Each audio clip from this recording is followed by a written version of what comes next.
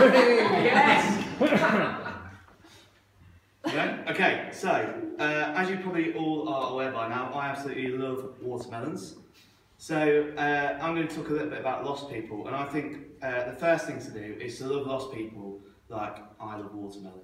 And sometimes eating watermelon can be quite hard work. You have to cut through the outer skin, and sometimes you might get discouraged, especially if you're not using quite the right knife. So I think, again, that's a key analogy for people who aren't Christians. I think all of them, or a lot of them, have a sort of a firewall or anti-faith sort of set answers to why they don't believe in God. And these can be really hard for Christians to cut through.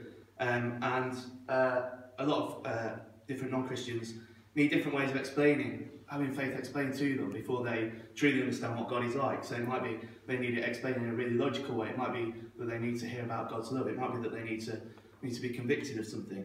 And that is like the knives you use to get into the middle of watermelon. Different sorts of watermelons might need different knives, and each watermelon probably has a particular knife that helps it get through to the middle. And once you're inside, then it's much easier going to cut up and eat the watermelon. Also, I think we look at non-Christians in a slightly sympathetic way sometimes, which is good, but I don't think that's quite all that's what they are.